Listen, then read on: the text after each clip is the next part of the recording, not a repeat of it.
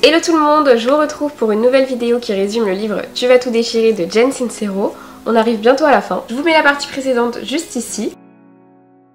L'auteur dit que la peur sera toujours là, on a pris l'habitude d'être apeuré. On nous apprend à faire attention, à ne pas prendre trop de risques, on nous inonde aussi de mauvaises nouvelles toute la journée via les réseaux sociaux, la télé, la radio, etc. La peur, ça fait partie de notre conditionnement social, donc on en a même plus conscience. Quand quelqu'un saute dans l'inconnu, notre première réaction va être la plupart du temps « fais attention ». On a pris l'habitude de faire part de nos peurs aux autres en disant que c'est parce qu'on se fait du souci pour eux. En soi, ça peut être vrai, mais c'est aussi par peur qu'on dit ça. C'est vrai qu'en plus souvent on a peur de choses qui ne sont pas arrivées mais qu'on s'imagine qui peuvent se passer. On n'a aucune certitude que ce qu'on pense arrivera, ni si ça sera exactement comme on l'imagine, et si ça sera aussi terrifiant que dans nos pensées. C'est pas facile, mais il faut être à l'aise dans l'inconnu, et on y arrive en croyant que ce qu'on veut faire ou être est possible. Il faut se demander, est-ce que notre peur dépasse notre foi en l'inconnu et en nous-mêmes, ou est-ce que notre foi en l'inconnu et en nous-mêmes dépasse notre peur? L'auteur donne ensuite des astuces pour surmonter ses peurs. Premier conseil, se rappeler de ce qui nous faisait peur. Elle dit qu'on peut se rappeler de quelque chose qu'on a fait par le passé dont on avait peur mais qu'on a quand même réussi à faire. Est-ce que finalement ces choses-là faisaient si peur que ça? Quand on fait face à un nouveau défi qui nous fait peur, il faut aussi se rappeler que dans quelques temps on s'en rappellera pas et que ce sera pas aussi terrifiant. C'est vrai qu'en plus souvent on peut se rendre compte qu'on a réussi à surmonter plein de choses qui nous faisaient peur par le passé, donc il n'y a pas de raison qu'on n'y arrive plus par la suite. L'auteur dit que la peur est dans notre tête. Deuxième conseil, désamorcer sa peur. Elle dit qu'il faut commencer par décortiquer sa peur et analyser ce qui nous fait peur dans une situation. Par exemple, on veut écrire un livre mais on décide de ne pas le faire parce qu'on a peur de ne pas réussir, de passer pour un idiot, d'avoir honte, que les gens se moquent de nous. Si on renverse la situation, on peut se demander, est-ce que je me sentirais plus ou moins idiot ou idiote si je n'écrivais pas ce livre, sachant que c'est quelque chose que j'ai vraiment envie de faire. Si c'est notre rêve, au final, on se sentira plus idiot si on ne l'écrit pas plutôt que si on l'écrit. Est-ce qu'on préfère écrire un mauvais livre ou ne jamais essayer et ne rien faire, tout en se demandant qu'est-ce que ça aurait pu donner si je l'avais fait? Au final, comme je l'ai déjà dit, souvent on regrette plus les choses qu'on n'a pas faites que les choses qu'on a faites. En plus, je me dis que même si on écrit un mauvais livre, ça nous permet quand même d'apprendre, d'acquérir de l'expérience, de progresser, de voir des choses, d'ajuster.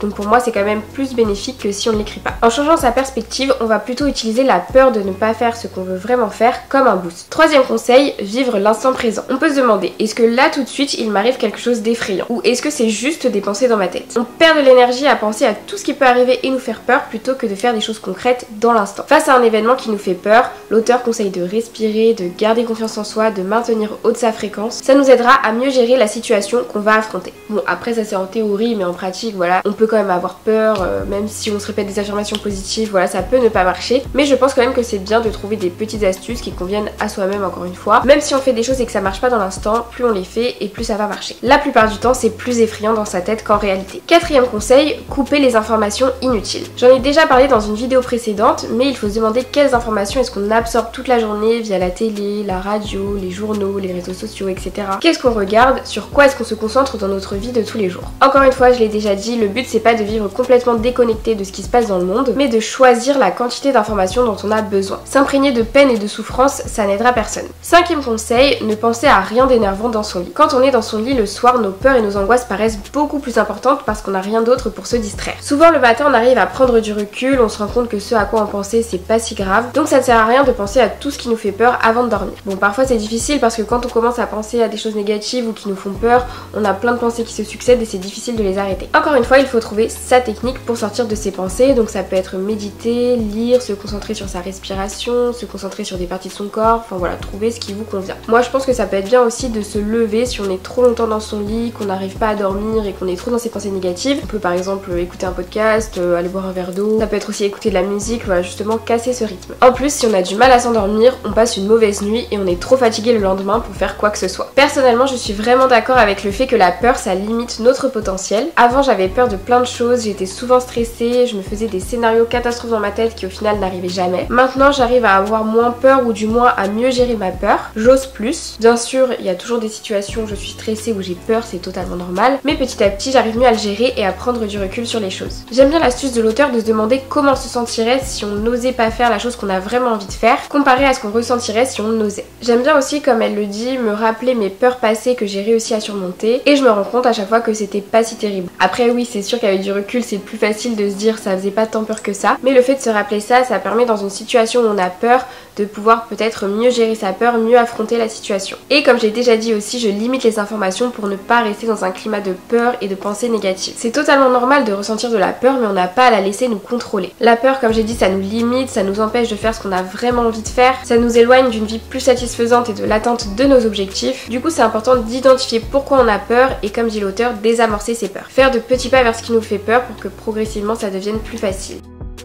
L'auteur commence cette partie par une phrase d'Eleanor Roosevelt: personne ne peut vous faire sentir inférieur sans votre consentement. Je trouve que cette phrase, elle est très forte, très puissante, et je trouve personnellement qu'elle fait beaucoup réfléchir. Finalement, on se rend compte que c'est nous qui choisissons d'accorder de l'importance à quelque chose, donc si quelqu'un va nous critiquer, si au final on se retrouve pas du tout dans ce que la personne a dit, bah ça va pas nous atteindre, on va passer à autre chose, mais si par exemple on a un manque de confiance en nous, ou ce que la personne nous dit, bah au final ça nous complexe ou quoi, forcément on va s'attarder sur ce qu'elle dit, et donc il faut réussir à se dire que c'est nous en soi qui contrôlons nos pensées et qu'on peut choisir ce qu'on accepte ou pas. L'auteur dit que les autres sont des miroirs de nous-mêmes. On est attiré ou repoussé par des gens en fonction de ce qu'ils renvoient. Si on voit chez une personne un défaut qu'on a soi-même et qui nous déplaît, même si parfois c'est inconscient, on n'aimera pas forcément cette personne. Au contraire, si quelqu'un a une qualité qu'on a soi-même, il y a plus de chances qu'on aime cette personne. L'auteur dit, je cite: votre réalité se définit par ce qui attire votre attention et par la façon dont vous choisissez de l'interpréter. Elle dit que notre personnalité va définir notre réaction face à un événement. Les gens autour de nous sont des miroirs de qui on est et de l'amour qu'on se porte ou non à soi-même. On va être attiré par des gens dans la vie qui vont pouvoir nous aider à résoudre nos problèmes, et inversement,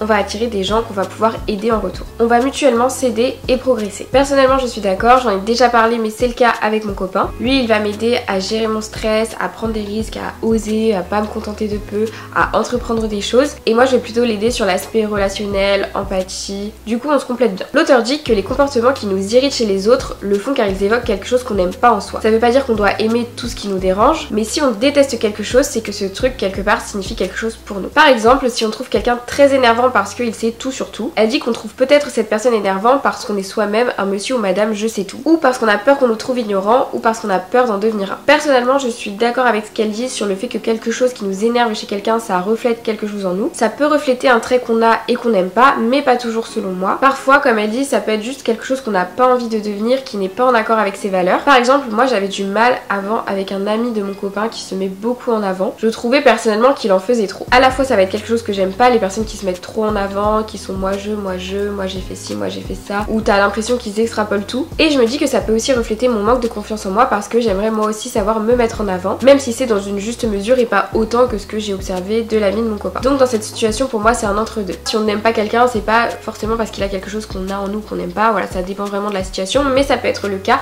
donc c'est intéressant de faire une introspection. L'auteur dit que notre réalité c'est le miroir de nos pensées. On en a déjà parlé, mais plus on se concentre sur quelque chose et plus on le crée dans sa vie. Si on se focalise consciemment ou inconsciemment sur certaines croyances par rapport à notre personnalité, ce qu'on est ou ce qu'on veut être, on attirera des gens qui reflèteront ce à quoi on pense. Parfois on se rabaisse face à quelqu'un qui nous a manqué de respect parce qu'on manque d'estime de soi, on a peur de ne plus être aimé, mais il faut avant tout se respecter plutôt que de céder à ce besoin d'être aimé. Quand on s'aime suffisamment pour s'en tenir à sa propre vérité, peu importe le coût, on attire les gens et les opportunités compatibles avec son soi véritable. Il ne faut jamais s'excuser d'être qui on est. Et bien sûr, il faut se respecter soi pour que les autres nous respectent. L'auteur donne ensuite des conseils pour évoluer, progresser, faire une introspection. Premier conseil, cerner ce qui nous irrite. Se demander qu'est-ce qui nous rend fou chez les autres. Comme on en a parlé avant, plutôt que de juger, s'en servir de miroir et être honnête avec soi-même. Est-ce que ça nous rappelle quelque chose chez nous ou quelque chose qu'on n'a pas envie d'être, qui nous fait peur? Deuxième conseil, questionner ce qui nous irrite. L'auteur donne l'exemple d'un ami qui va être autoritaire. Si ça nous énerve, on peut se demander de quelle façon est-ce que moi aussi je suis autoritaire. Par rapport à ça, on peut se poser 3 questions. Première question, que devrais-je être pour que cette situation ne me pèse plus? Par exemple, si on se rend compte qu'on est trop autoritaire, on peut se dire qu'on va arrêter de vouloir que les autres fassent les choses exactement comme on veut qu'elles soient faites. On peut se dire qu'on va prendre conscience des moments où on a des attentes beaucoup trop élevées par habitude et pas parce que c'est indispensable. On peut se demander si on peut abandonner telle ou telle exigence. En se posant des questions sur ces attitudes, on peut ensuite choisir soit de laisser tomber, soit de rester comme on est. Deuxième question à se poser, qu'est-ce que je gagne à être comme ça? Comme on l'a vu dans un chapitre précédent, on ne fait jamais rien sans y gagner quelque chose, même si parfois ça peut nous nuire. Si on garde l'exemple d'avant, le fait d'être autoritaire, ça peut nous permettre de prendre des décisions rapidement, de pas se laisser faire par exemple, donc ça c'est positif. Mais le côté négatif, L'objectif, ça peut être qu'on force tout le monde à s'aligner à ce qu'on veut. On veut garder le contrôle sur tout, etc.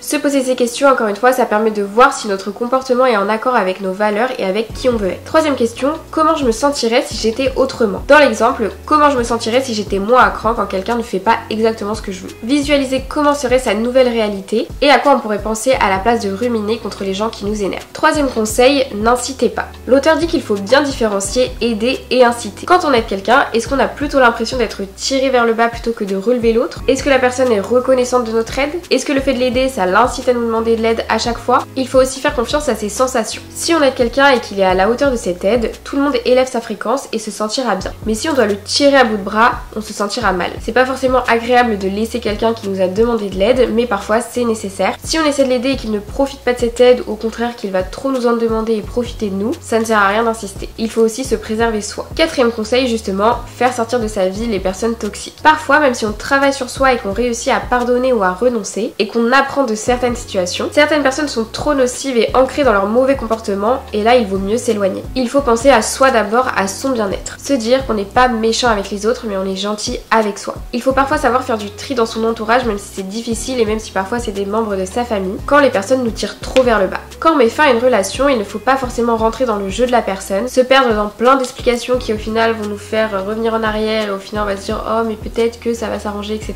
Encore une fois, il faut penser à ce qui est le mieux pour soi-même. Si on pense qu'une discussion peut être bénéfique, pourquoi pas, mais si au final elle dure une éternité, ça ne sert à rien d'insister.